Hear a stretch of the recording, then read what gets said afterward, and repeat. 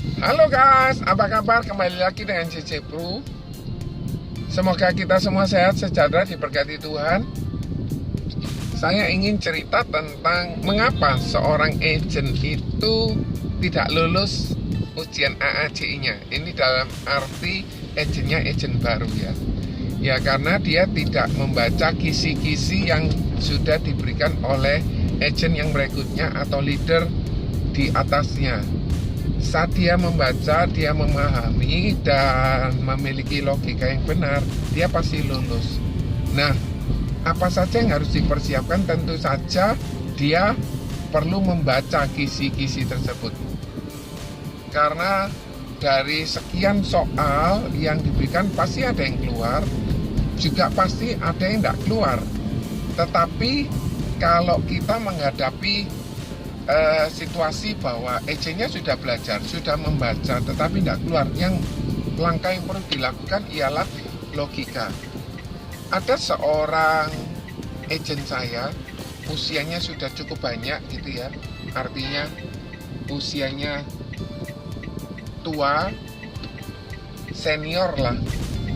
Dia dari Krian dan dia sudah baca, tapi dia tidak terlalu memahami karena memang soal yang saya berikan cukup banyak, tetapi dia menggunakan logikanya dan lulus. Nah, ada juga agent saya yang agentnya masih muda, belia 20-30 tahun begitu ya, antara itu. Dua orang lagi waktu ujiannya bersamaan karena mereka memang berteman, mereka cuti bersama, tetapi tidak sempat membaca aja tidak dilakukan. Nah, dan dia juga tidak menjalankan logika dari pertanyaan-pertanyaan dari AAC tersebut. Ya, pantas saja dia tidak lulus. Nah, saat dia tidak lulus sudah motong, dalam artian dia sudah putus asa, dia sudah berhenti, tidak mau mencoba lagi. Nah, kalau seperti itu kita tetap perlu keep kontak. Kita tidak perlu bawa perasaan, loh kenapa ya agent ini kok tidak mau jalan, kenapa kok yang ini, kenapa kok yang itu, dan lain sebagainya. Nggak perlu sampai ke sana, tetapi kita yang perlu lakukan sebagai leader atau sebagai agent perekrut, melakukan hal-hal yang di bawah ini. Misalnya 3 hari sebelumnya kita tanya, apakah sudah baca, apakah ada yang mau ditanyakan, apakah ada yang tidak mengerti. 2 hari sebelumnya kita bisa mungkin lakukan tatap muka. Boleh tidak aku tanya soal-soalnya, kamu jawab.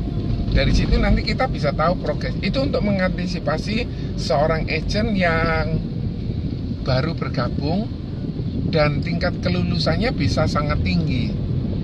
Tetapi kalau misalnya kita abaikan hal itu, ya kamu belajar tanpa dimonitor, khususnya seorang agent baru yang mungkin tidak suka baca, tidak suka belajar, maka kita perlu lakukan hal itu.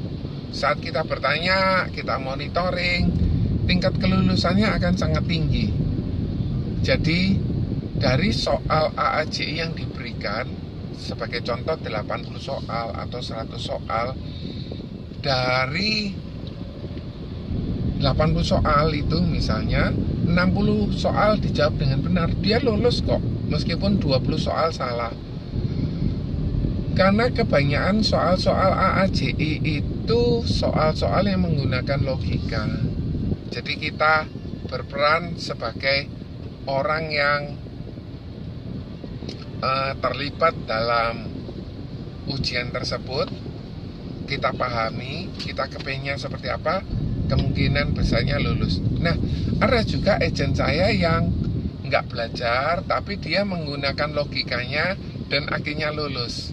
Jadi dari 25 agent baru yang didaftarkan tahun 2019 ini, hanya 2 yang nggak lulus, ada 2 atau 3 yang tidak AACI, sehingga dia harus membayar ujian ulang sebesar 150.000.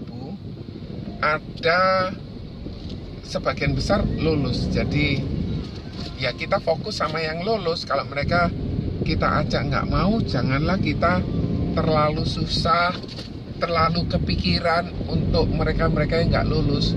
Kita tetap keep kontak, kita kasih kisi-kisi AAC-nya sehingga dia bisa lulus kembali. Oke guys, semoga bermanfaat. Terima kasih, God bless you all, bye.